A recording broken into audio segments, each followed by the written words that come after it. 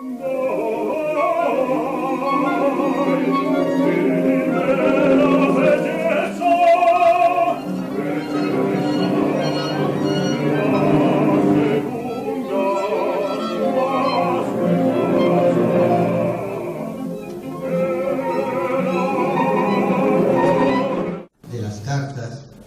las mujeres hermosas o de una buena conversación. Estos hombres o están gravemente enfermos o tienen un odio secreto a los que les rodean. Claro que hay excepciones. Entre la gente que se ha sentado conmigo a la mesa en una fiesta, había verdaderos sinvergüenzas. El maestro y Margarita, Mijail Bulgakov. Gracias por acompañarnos. Saludamos cordialmente a las escuelas de letras nacionales, el público que nos presta su atención y a los estudiantes locales. Continuamos ahora con la conferencia magistral Una vocación entre Lope de Rueda Timoneda y Lope de Vega, que dictará Edgar Ceballos. El maestro Edgar Ceballos es investigador teatral, dramaturgo, director y editor. En el 81 funda Escenología AC, Centro de Documentación e Investigación Teatral No Gubernamental.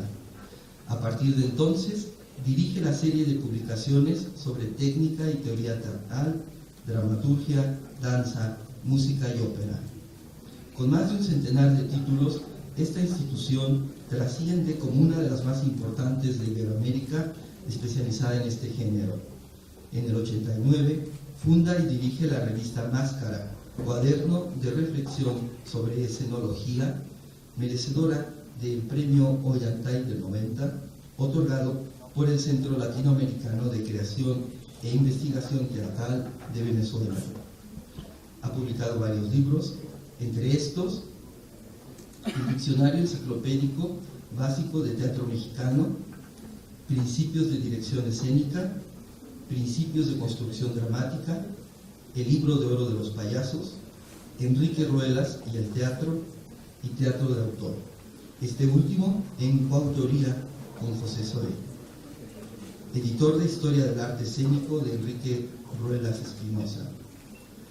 Ha sido reconocido con el Premio Cuauhtémoc de Artes en el área de investigación en teatro literario, el Antonio Mediz Bolio, otorgado por el Instituto de Cultura de Yucatán, el Nacional de Dramaturgia Manuel Herrera Castañeda, otorgado por el Consejo Estatal para la Cultura y las Artes del Estado de Querétaro, y recientemente, el año pasado, fue distinguido con la medalla Javier Villaurrutia de Lima. Les pido un cordial aplauso.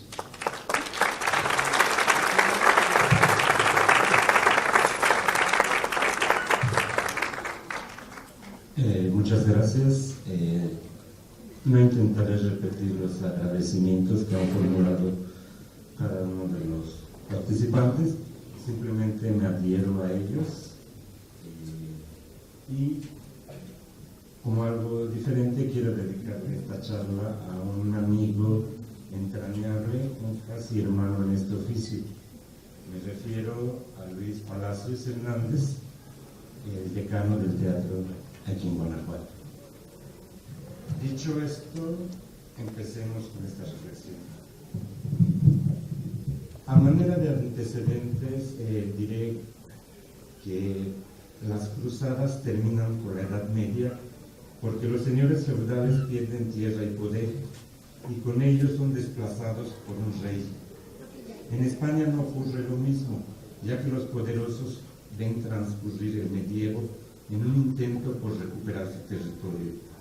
Como consecuencia de ello, el campesino español no es el siervo sumiso del resto de Europa, sino un hombre emancipado, un hijo d'algo de la ciudad, municipio o villa, según su procedencia, que lucha contra señores y clero para establecer sus propias instituciones, tales como encomiendas, consejos y comunas.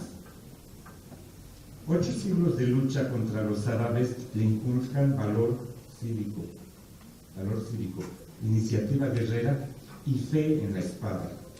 hombres que empuñan las armas ante alguna nueva y peligrosa aventura y que cabalgan por todo el territorio hispano para deshacer entuertos, defender su honor y la pureza de su sangre, como se ha dicho.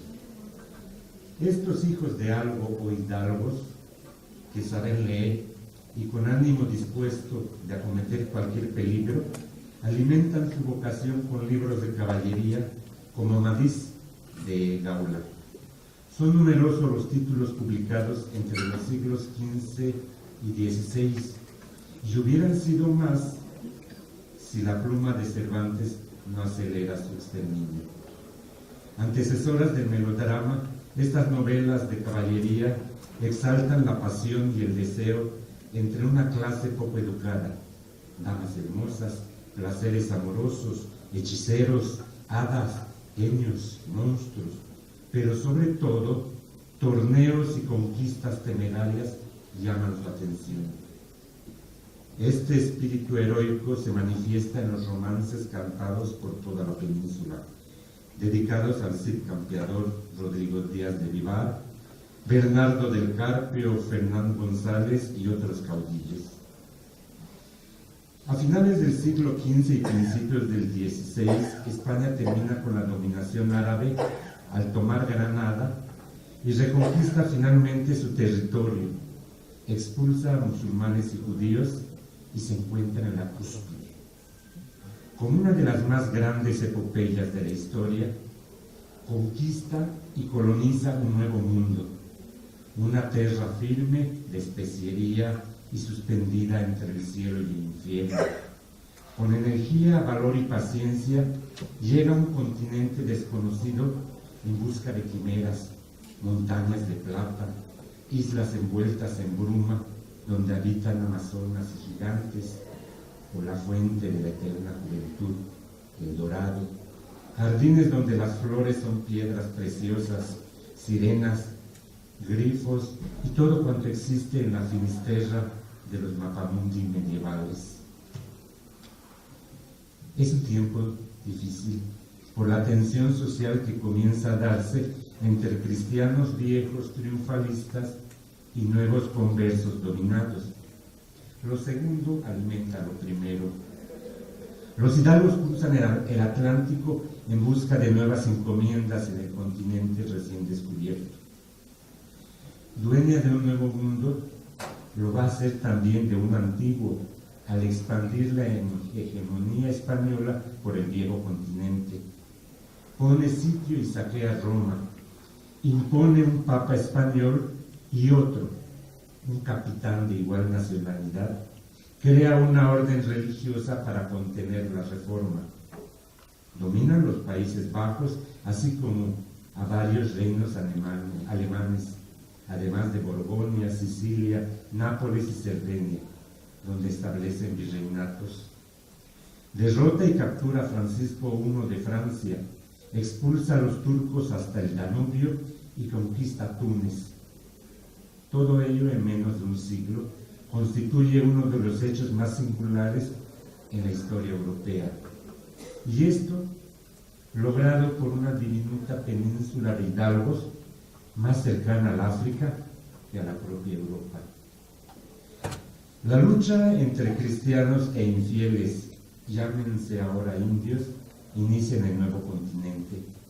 Se han instalado por la fuerza de las armas y emprenden su cruzada contra los no creyentes, como lo hicieron sus antepasados contra el Islam. Pese a esa extraña similitud entre conquistadores y conquistados en cuanto a culto cristiano y creencias prehispánicas. De acuerdo con Fray Diego de Durán, para todos recurren a bailes. Al aproximarse Hernán Cortés y los suyos a Tenochtitlan en 1519, dice Fray Diego Durán, entraron a México con muchos bailes y danzas y otros regocijos.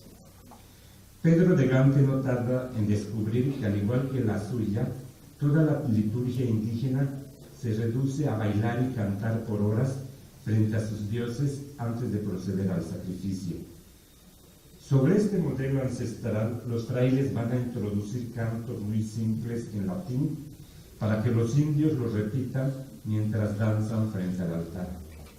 De esa manera, mitotes y bailes indígenas, vestigios de una creencia prehispánica, inspiran a repetir lo que se hace en los dramas litúrgicos europeos, a su vez, herencia de las Saturnales romanas, donde los clérigos saltan y bailan en las iglesias con gestos lúdicos fantasiosos todos los días santos. Es común en iglesias de Sevilla, Toledo, Jerez y Valencia ver a la gente bailar por horas frente al Santísimo Sacramento, ataviados con el traje típico de su región. Según creen, esta danza sagrada es una práctica tradicional del rito judeocristiano. El rey David bailó ante el arca y Cristo lo hizo con sus discípulos antes de ser arrestado.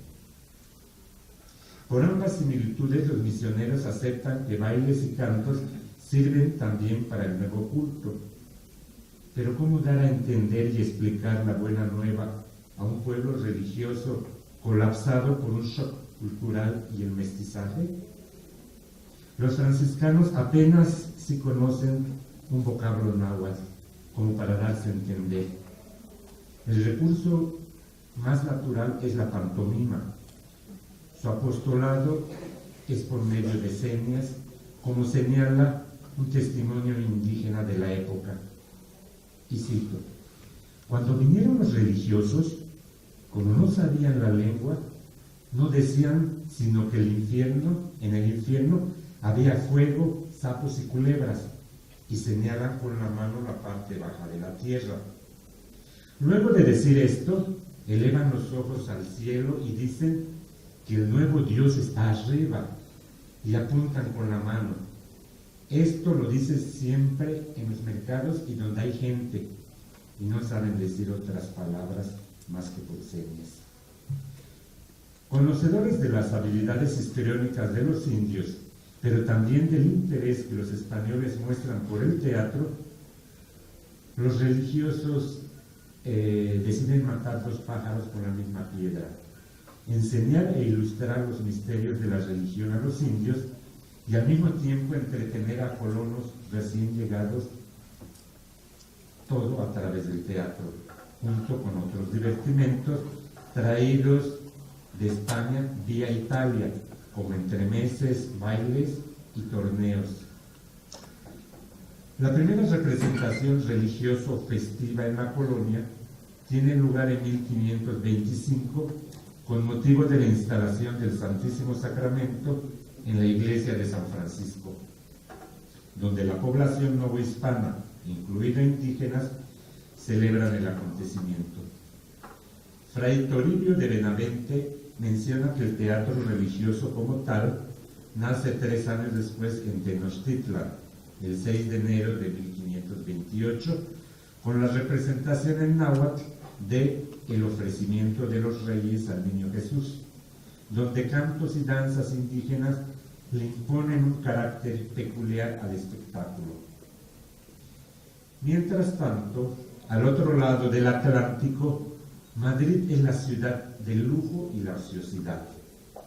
Improvisada como la capital del reino, dista mucho de ser una ciudad monumental. Sus mansiones no tienen el prestigio histórico de otras ciudades como Toledo y Valladolid. La Plaza Mayor es el centro de todas las actividades civiles y religiosas. En ellas se celebran lo mismo corrida de toros que autos de fe, juego de cañas y las grandes procesiones del Corpus Christi con sus autos sacramentales. Los nobles pasean por ella en sus carrozas.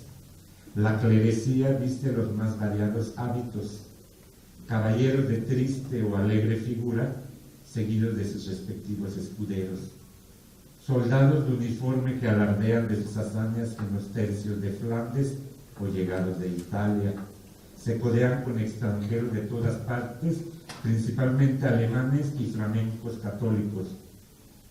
También burócratas, damas discretas y mozas que las acompañan, barberos, pícaros y mendigos, así como monarcas indígenas procedentes de tierras conquistadas. Obreros borgoñeses e italianos van y vienen por la calle Mayor, por la de Alcalá y por la Puerta del Sol. Miran los escaparates o leen el anuncio de la comedia que aparecen en las principales esquinas. Las gradas de San Felipe el Real son el lugar de reunión de hidalgos, caballeros y villanos, estudiantes y espadachines, clérigos y cómicos. Quiero detenerme acá para aclarar que entre el siglo XV y XVII, y al igual que los italianos, se denomina comedia a todo tipo de texto teatral, independientemente si es autosacramental, tragedia, comedia, entremés u obra corta. Y cómicos se le denomina también a los representantes, recitadores, farsantes, que son formas indistintas para referirse a los actores. Y cierro esta acotación. España, que impone sus armas, leyes, costumbres y lenguaje, aprende de la Italia conquistada, como los romanos lo hicieron de los griegos, convencidos que todos los conocimientos están depositados en las obras de la antigüedad clásica. Los humanistas españoles tratan de conocer lo que sus colegas italianos reconstruyen. Un teatro nuevo a partir de lo clásico. Las academias de Roma, Ferrara y Cortes italianas estrenan comedias y tragedias latinas que se propagan por toda Italia. Es el inicio de la comedia erudita. Además, se comienzan a traducir obras a otros idiomas. Se toman prestados elementos musicales y bailables de los entremeses, se levantan corrales o cortiles en patios o tablados en grandes salones de nobles o prelados. La dramática italiana se reduce a 3 géneros: comedia, tragedia y melodrama, entendido este último como drama pastoral y fábula pescatoria, que surge de la nostalgia por el drama satírico, el mundo bullicioso y licencioso de los sátiros griegos y de una sociedad idílica de pastores, ninfas y otros personajes mitológicos extremadamente refinados y de candorosa sensualidad, que se pasean y se persiguen por prados y bosques, y cuyo objetivo principal, el amor, triunfa por todos los obstáculos colocados en su camino. La música es la estrella principal del drama pastoral y la fábula pescatoria, y desempeña un papel importante dentro del esplendor que caracteriza este ambiente cortesano. Interviene cuando la acción lo sugiere y para embellecer palabras emotivas y resaltar su significado. Se acompaña de numerosos madrigales con música instrumental, danzas y acción pantomímica. Sus líneas melódicas están bordadas con detalles complejos y contrastes impactantes. Al mismo tiempo, la comedia del arte no surge de la comedia erudita, sino proviene de plazas y ferias donde se encuentran mezclados actores, bufones y saltimbanquis, así como charlatanes y fenómenos de todo tipo. Como cualquier otra empresa, cofradía o gremio, del arte no tiene nada que ver con estética, sino con oficio, porque eso significa la palabra arte en italiano antiguo. No son representaciones de académicos y cortesanos, sino compañías con familias que transmiten el secreto de la profesión de padre a hijo. La fecha simbólica del nacimiento del teatro como hoy lo conocemos data de 1545, cuando se firma el primer contrato comercial para formar una honorata compañía que divierta y entretenga al público. Es también la fecha del inicio del Concilio de Trento, el cual va a regular las nada fáciles relaciones entre teatro e iglesia, e incluso culminar con excomunión a los actores. Esta comedia erudita o del arte, así como el escenario donde se representa a la italiana, se expande rápidamente por la Italia dominada, el resto de Europa, hasta llegar a América. La conquista de Nápoles por Alfonso V en 1443 intensifica ese influjo en la cultura española, ya que dicho monarca instala en España las primeras academias de humanistas, cuya influencia crece debido a la protección de la reina Isabel y llegan hasta los más importantes centros del mundo. En los estatutos universitarios de Salamanca se ordena que en las fiestas de Navidad, Carnestolendas, Pascua y Pentecostés salgan los estudiantes a representar una comedia de Plauto o Terencio, y a la mejor obra se le premia con 6 ducados.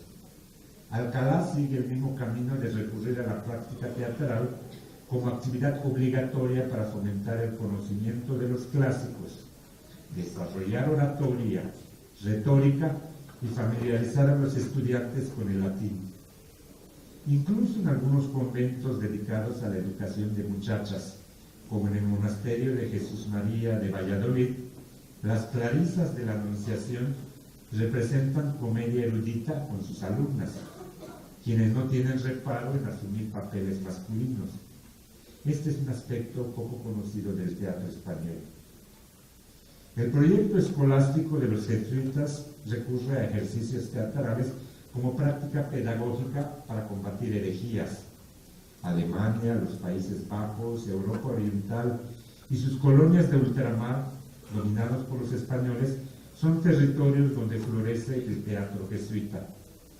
En la Nueva España es otra manifestación de cultura teatral, un teatro diferente al evangelizador, de corte escolástico y propuesto por los jesuitas, que prescinde de lenguas indígenas y grandes masas de actores, aunque recoge elementos del folclore de los naturales en sus bailes, ejecutados por los propios hijos de la clase dominante de la colonia. Su público es mucho más reducido y selecto, compuesto por las altas capas de la burocracia civil, eclesiástica y militar. Como característica de este teatro, sus producciones comienzan poco a poco a ganar más en calidad que en cantidad. A los jesuitas se les atribuye la introducción de la tragicomedia en la Nueva España a finales del siglo XVI. Y nos acercamos a Cervantes. Bartolomé de Torres Naharro, natural de Badajoz, y quien pasa la mayor parte de su vida en Roma al servicio de Julio de Médici, compone 8 comedias, escritas al mismo estilo italiano de la Casaria, Calandria y Sofonista, escritas por Ariosto, Dovici y Trísimo, en la misma época en que Torres Navarro trabaja las suyas, las cuales publica en Nápoles en 1517 con el título de Propaladia. Influido por Boccaccio, llama a cada acto jornada, como la del Decamerón, con el fin de marcar la importancia de la duración en su drama, y también con una deuda con la dramaturgia italiana, aun cuando no tenga la misma acepción temporal, sino como dice el propio Torres Naharro, cito, porque más me parecen al descansaderos que otra cosa. Sus comedias tienen 5 jornadas que se desarrollan en un tiempo que oscila en 24 horas y en un espacio abierto, bien sea una calle o plaza de una ciudad determinada o indeterminada. Torres Naharro muestra preocupación por justificar su obra creativa al estilo italiano. Estudia los caracteres, aumenta el número de personajes, ni menos de 6 ni más de 12, dice. Complica la intriga y sus textos están sujetos a las unidades aristotélicas de tiempo, acción y lugar. Crea un personaje inferior y gracioso que lo van a utilizar autores posteriores como Lope de Vega. Muchas de sus obras concluyen en matrimonio. No hay que olvidar que sus obras se representan durante las bodas reales, primero en Italia a partir de 1517 y después en España, donde se convierten en texto obligado de cualquier compañía. Luego son prohibidas por la Inquisición. Torres Naharro, a quien se le atribuye haber propagado el teatro italiano por toda la península ibérica, es el primero en formular los principios creadores de la dramaturgia española a través de versiones españolas de la comedia erudita italiana. De su escuela es el portugués Gil Vicente, quien se hizo famoso por sus églogas escritas en castellano y portugués, que no son otra cosa que los antiguos misterios y moralidades italianos. Él es el primero en alternar escenas cómicas con dramática. Su producción abarca medio centenar de obras entre comedias y dramas religiosos. El más conocido es el Auto da Sibila Cassandra, representado durante Navidad en el monasterio de Enjorregas. Otra obra suya es la tragicomedia Amadís de Gaula, así como su égloga El Viudo, cuyo desenlace se da a la manera del Deus ex machina de las tragedias griegas, cuando aparece de la nada otro personaje y el final feliz lo constituyen dos matrimonios. Con el establecimiento de la Inquisición en 1513, Gil Vicente abandona la escritura. Lope de Vega va a recibir influencia de este autor. En los siguientes años, farsas populares y algo de teatro religioso se representa en plazas o en algún rincón de la calle. Navarro de Toledo crea la primera compañía teatral que introduce el decorado, las nubes, el trueno, los duelos y batallas. En salones de la corte, academias de humanistas y colegios jesuitas de la península y de ultramar siguen con sus clásicos gregolatinos. El teatro cortesano forma parte de la diversión en lugares como el Alcázar, el Pardo, la Zarzuela, el Escorial, Aranjuez y Toledo. Este es un teatro espectacular con tramoya, escenografía en perspectiva, iluminación y telón, gracias a los aportes del ingeniero italiano Cosimo Lotti. Su esquema es similar al del cortile italiano, es decir, corral. Abre con música, sigue una loa y comienza la primera jornada o acto. Al término de este, se escenifica el primer intermedio al señor canónigo en la primera parte del ingenioso hidalgo Don Quijote de la Mancha. Pura. Pues, ¿qué si venimos a las comedias divinas? ¿Qué de milagros falsos fingen en ellas? ¿Qué de cosas apócrifas y malentendidas atribuyendo a un santo los milagros de otros? Y aún en las más humanas se atreven a hacer milagros sin más respeto ni consideración que parecerles que allí estará bien el tal milagro y apariencia, como ellos llaman a tal milagro, para que la gente ignorante se admire y venga a la comedia, que todo esto es en perjuicio de la verdad y en menosprecio de las historias, y aún en oprobio de los ingenios españoles. Pese al comentario de estos personajes cervantinos, comedias de santos y autos sacramentales son la culminación barroca de la tradición del género teatral religioso español. El auto tiene varios propósitos: glorificar la hostia consagrada, ser un espectáculo público que combata la herejía y ensalce la fe. Es una pieza dramática alegórica en una jornada escrita en honor del sacramento del altar, que se representa en carretas por la calle, sin interrupciones, frente a una hostia de gran tamaño, con gran espectacularidad en ocasión del Corpus Christi, lo que lleva a terrenos de exaltación y participación como una auténtica fiesta pública. Quienes lo presencian no solo asisten a un espectáculo público, sino participan en un culto donde se escucha música, se baila y se respira incienso. Festividad con sus típicas torres montadas en carros alegóricos, en procesión o plataformas tiradas por bueyes y hombres por toda la ciudad, verdaderos escenarios rodantes. En ellos se representan episodios bíblicos como en la antigua Edad Media, no de manera literal, sino alegórica, con una especie de imaginería dramatizada. El diablo se convierte en pirata o moro o hereje, y existen personajes llamados virtud, muerte, celos y hasta días de la semana. Es a mediados del 500 cuando los actores profesionales comienzan a participar en los autos, previo pago. Es cuando le encargan a Lope de Rueda la producción de los autos de Toledo. Los actores profesionales no tardan en demostrar superioridad ante los aficionados. El representar un auto es tan complicado que requiere de muchos profesionales quienes intervienen en esta festividad. Primero, el autor de comedia. Una aclaración.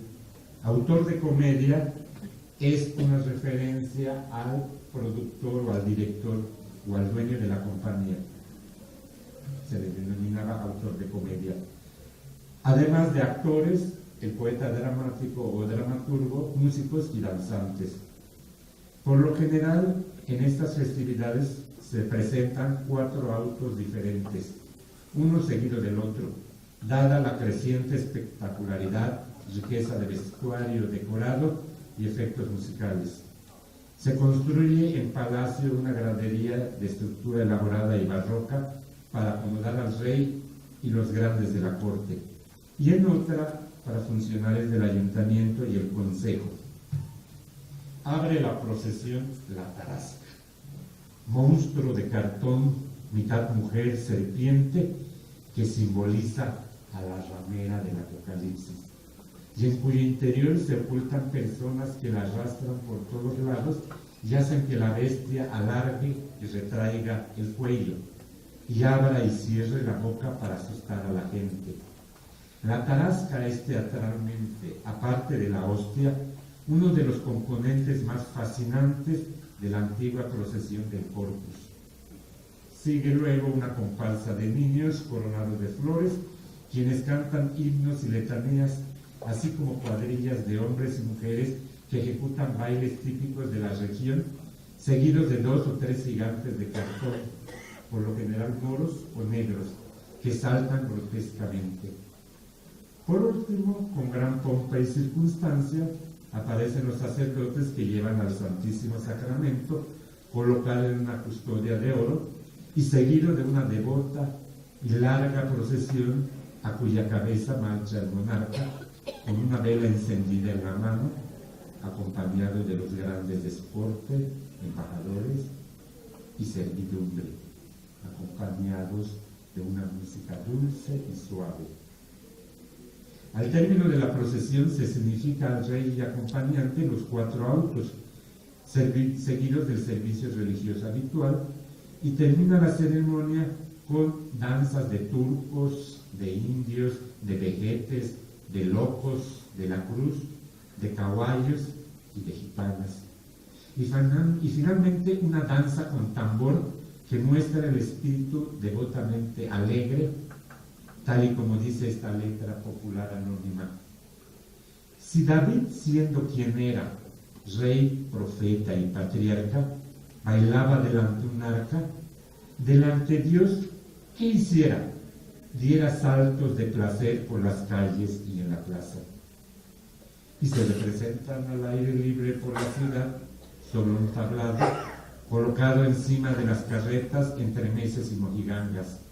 A esto último se le denomina fiesta de carros, y como un pretexto más de regocijo a los festejos, se incorporan títeres, acróbatas, corrida de toros y juego de cañas. Estas festividades del Corpus cruzan el mar Océano y se establecen en América. Autoridades municipales y eclesiásticas estimulan y cultivan el gusto por el teatro en favor de los nuevos colonos. En la corte novohispana, las loas, entremeses y mojigangas se representan no solo con comedias, sino también en ceremonias académicas. Después de inaugurada la Real y Pontificia Universidad de México, es común ver por las calles de la ciudad un colorido desfile durante las ceremonias para obtener grados de bachiller, licenciado o doctor. La encabeza el candidato, precedido por músicos, lacayos y pajos, estudiantes con medias multicolores y pasamanos bordados en oro, estandartes con las armas de la universidad y las suyas propias, seguido de doctores y maestros dispuestos en orden jerárquico. Todos ellos visten ropa suntuosa y se dirigen a la catedral. Allí, después del examen, recibe su grado y se le lleva ante el virrey, quien lo felicita. Luego regresa a casa con gran pompa en otro desfile tan importante como el de ida. De vuelta a Madrid, aparte del teatro del Corpus, el escolástico y el cortesano, existe el de Corral, que es la representación más popular, que igual se presenta en espacios públicos o a puerta cerrada en casa de algún rico o noble. Y finalmente, un teatro pobre, con actores ambulantes que llevan su producción de un pueblo a otro. Esto último es lo que al respecto escribe Miguel de Cervantes Saavedra en el capítulo 9 de la segunda parte del ingenioso hidalgo Don Quijote de la Mancha. Y cito: responder quería Don Quijote a Sancho Panza, pero estorbóselo una carreta que salió a través del camino, cargada de los más diversos y extraños personajes y figuras que pudieron imaginarse. El que guiaba las mulas y servía de carretero era un feo demonio. Venía la carreta descubierta al cielo abierto, sin toldo. La primera figura que se ofreció a los ojos de Don Quijote fue la de la misma muerte. Junto a ella venía un ángel con unas grandes y pintadas alas. A un lado estaba un emperador con una corona, al parecer de oro. A los pies de la muerte estaba el dios que llaman Cupido, con su arco, carcaj y saetas. Venía también un caballero armado de punta en blanco, excepto que no traía morrión ni celada, sino un sombrero lleno de plumas de diversos colores. Con estas venían otras personas de diferentes trajes y rostros, todo lo cual, visto de improviso, puso en alerta a Don Quijote y puso miedo en el corazón de Sancho. Mas luego se alegró Don Quijote, creyendo que se le ofrecía alguna nueva y peligrosa aventura, y con ese pensamiento y con ánimo dispuesto de acometer cualquier peligro, se puso delante de la carreta y con voz alta y amenazadora dijo: «Carretero, cochero, diablo, o lo que eres, no tardes en decirme quién eres, a dónde vas y quién es la gente que llevas en tu carricoche, que más parece la barca de Carón que carreta de las que se usan». A lo cual, mansamente deteniendo el diablo la carreta, respondió: «Señor, somos recitantes de la compañía de Angulo el Malo. Hemos hecho en un lugar que está detrás de aquella loma el auto Las Cortes de la Muerte, y hémosle de hacer esta tarde en aquel lugar que está desde aquí abajo, parece, y por estar tan cerca y excusar el trabajo de desnudarnos y volvernos a vestir, nos vamos vestidos como los mismos vestidos que representamos. Aquel mancebo va de muerte, el otro de ángel, aquella mujer, que es la del autor, va de reina, el otro de soldado, aquel de emperador y yo de demonio». Hasta aquí la cita de Cervantes. Otro historiador, actor, aventurero, una gente extraordinaria que nos da a conocer lo que era el teatro en esa época, se llama Agustín de Rojas Villadrando, quien en su libro El viaje entretenido hace una alusión sobre lo festivo y ridículo que resultan los cómicos de un teatro pobre a lo largo y ancho de la península ibérica. Y dice: después, como los ingenios adelgazaron, empiezan a dejar aqueste uso, reduciendo los poetas la mal ordenada prosa en pastoriles endechas. Hacían farsa de pastores en 6 jornadas, compuestas si más apto que un pellico, un laúd, una vihuela, una barba de zamarro, y sin más oro ni más seda. Después de esto se usaron otras sin estas de moros y de cristianos, con ropas y tunicelas. Llegó el tiempo que se usaron las comedias de apariencia de santos y de tramulla. Hasta aquí la cita de Rojas Villagrande. Este teatro pobre surge en los años en que comienzan las prohibiciones. Parece que a los monarcas absolutos les gusta que si ellos sufren o se aburren, los súbditos deban padecer lo mismo. En cuanto fallece algún personaje real de edad madura o tierna infancia, cuando se pierde una batalla o aparece epidemia o se desencadena una revuelta, se prohíben las representaciones teatrales durante meses o aún años. A ello contribuye también la Santa Inquisición. En tales condiciones de marginación y pobreza, la producción, escenografía, vestuario y utilería se halla en estado lamentable, como da cuenta Cervantes en el prólogo de 8 comedias y 8 entremeses. Y cito: en el tiempo de este célebre español, todos los aparatos de un autor de comedias se encerraban en un costal y se cifraban en 4 pellicos blancos guarnecidos de guardamesí dorado, y en 4 barbas y cabelleras y 4 callados, poco más o menos. Las comedias eran unos coloquios como églogas entre 2 o 3 pastores y una pastora. Aderezábanlas y delatábanlas con 2 o 3 entremeses, ya de negra, ya de rufián, ya de bobo, ya de vizcaíno. De todas estas 4 figuras y otras muchas, hacía el tal Lope con la mayor excelencia y propiedad que pudiera imaginarse. No había en aquel tiempo tramoyas ni desafíos de moros y cristianos a pie ni a caballo. No había figura que saliese o pareciese salir del centro de la tierra por el hueco del teatro, al cual componían 4 bancos en cuadro y 4 o 6 tablas encima, con el que se levantaba del suelo 4 palmos. Ni menos bajaban del cielo nubes con ángeles o con almas. El adorno del teatro era una manta vieja tirada por 2 cordeles de una parte a otra, que hacía lo que llaman vestuario, detrás de la cual estaban los músicos cantando sin guitarra algún romance antiguo. Este comentario cervantino concuerda también con la anterior observación de Agustín de Rojas y también con esta de su multicitado viaje entretenido. Tenían una guitarra y esta nunca salía fuera, sino dentro y en los bancos, muy mal templada y sin cuerdas.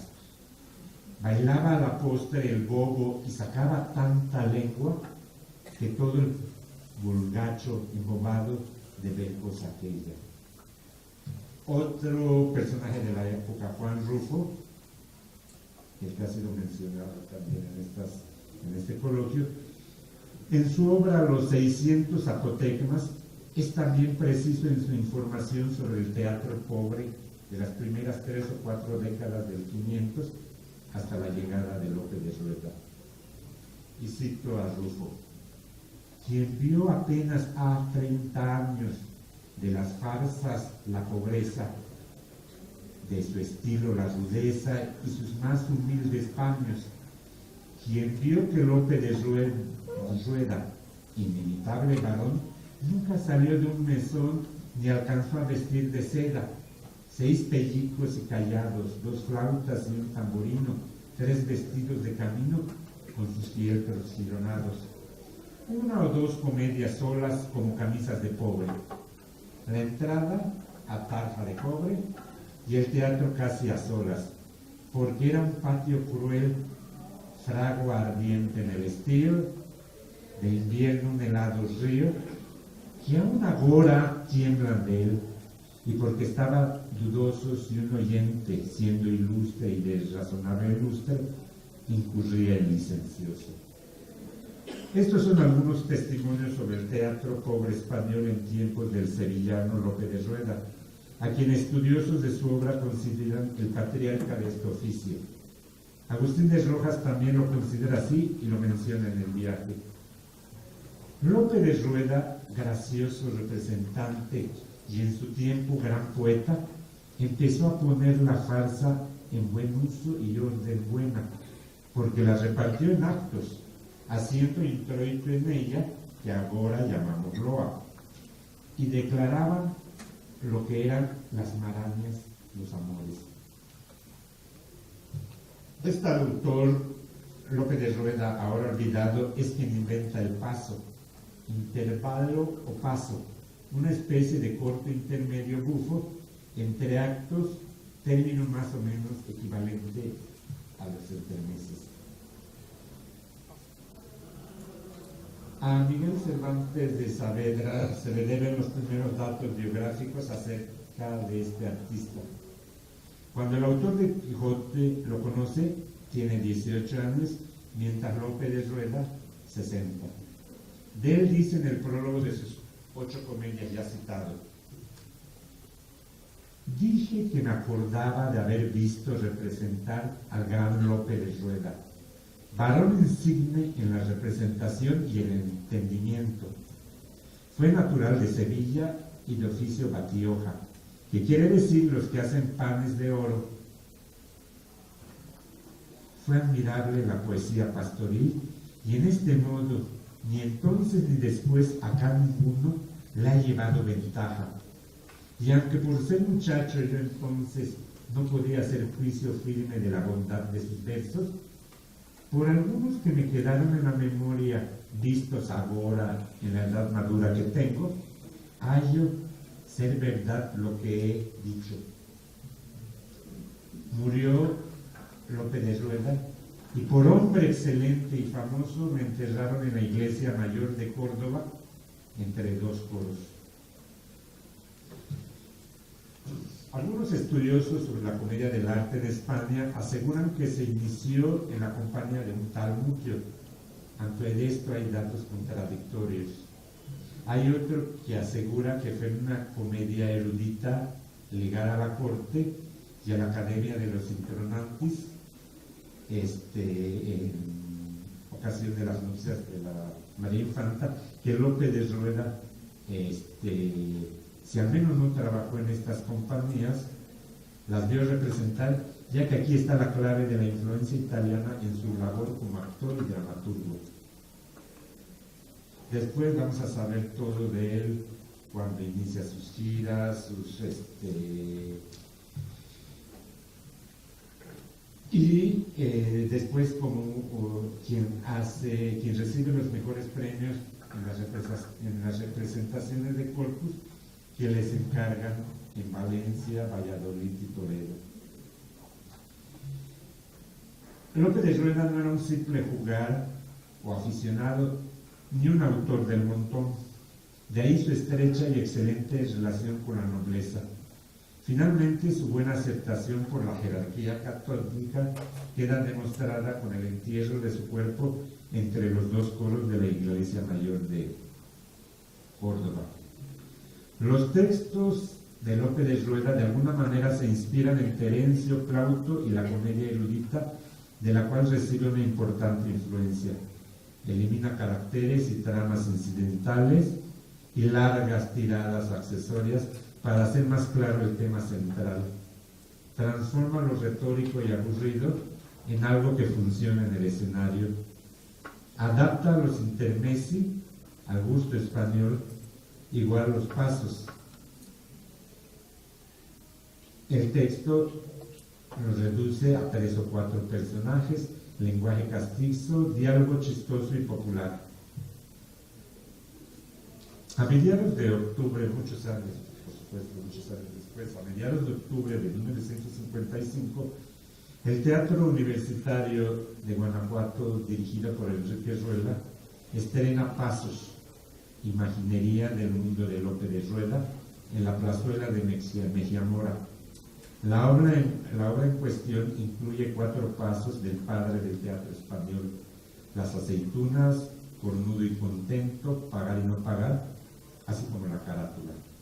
El montaje resulta exitoso y es representado durante varios años.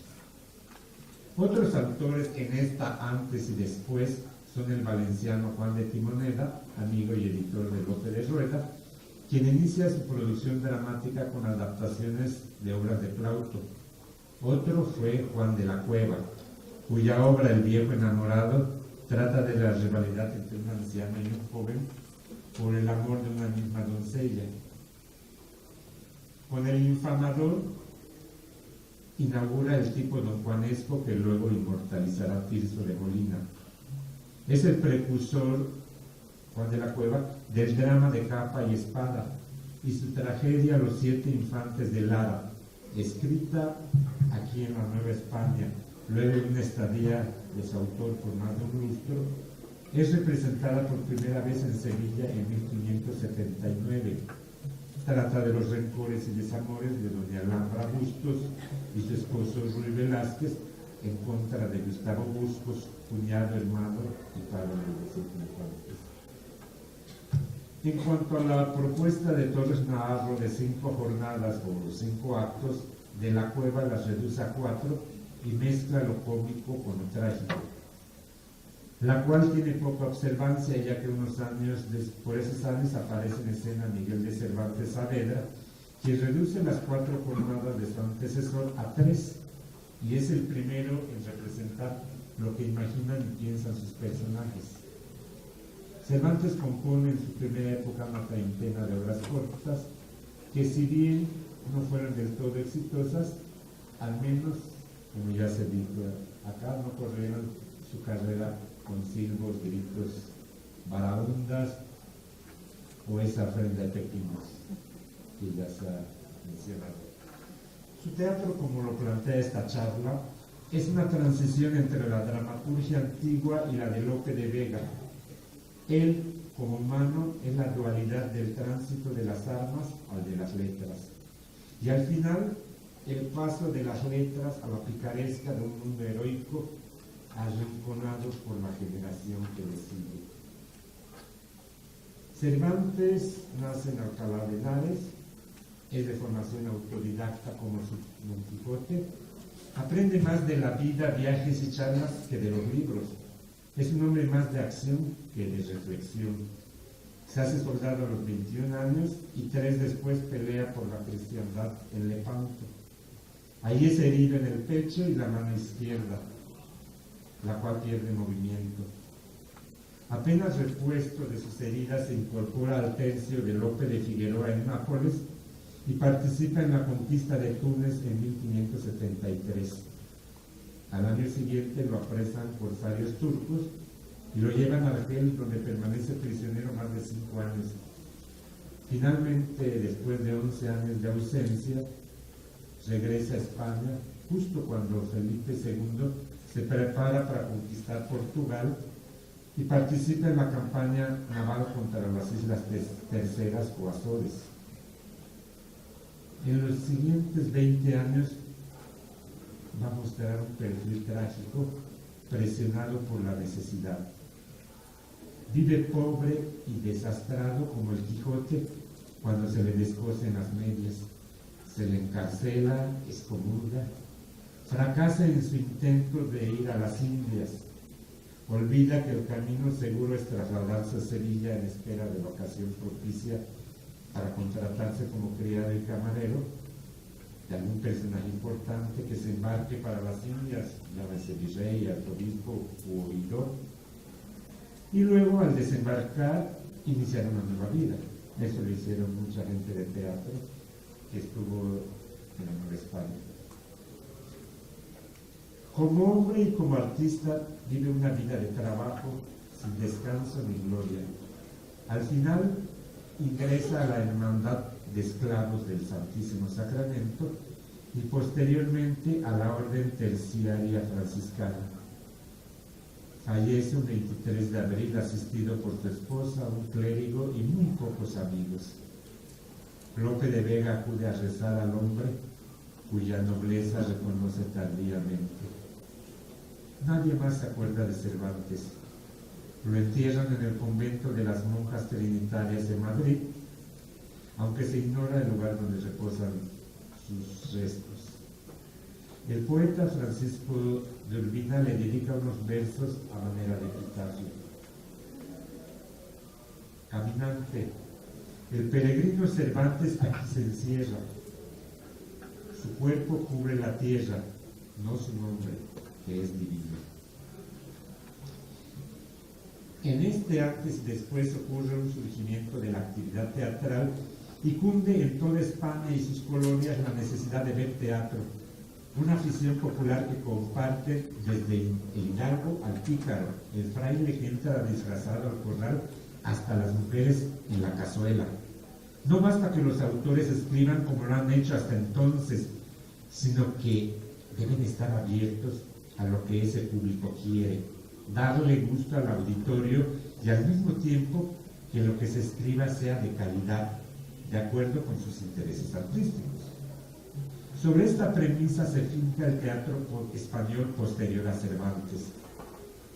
A la gente hay que darles comedia dentro de una curiosa cadena de producción que se inicia con quien escribe la obra, continúa con el autor de comedia que prepara la producción de dicha obra, los representantes que la interpretan y el público que paga por verla. Por primera vez, el autor dramático obra por su trabajo. Después de Cervantes y con esta efervescencia por el teatro, van a sucederse dos grandes escuelas de las que derivan todos los dramaturgos, la escuela de Lope de Vega y la de Calderón de la Barca. La primera más espontánea e inspirada, épica, sensible, patética e imaginativa. La de Calderón cuida la verosimilitud de la intriga, pero es solemne y culterana. Y con ambas escuelas posteriores al Manco del Espanto inicia el ciclo español. Como colofón, Enrique Ruelas reconoce la impecable estructura dramática y profunda calidad humana de la obra de Cervantes y estrena en febrero de 1953 en la ciudad de Guanajuato un espectáculo que se ha vuelto longevo con casi 6 décadas de representaciones ininterrumpidas, el cual, luego de 2 décadas, origina el Festival Internacional Cervantino y la ciudad es reconocida ahora como hogar del inmortal escritor. Muchas gracias.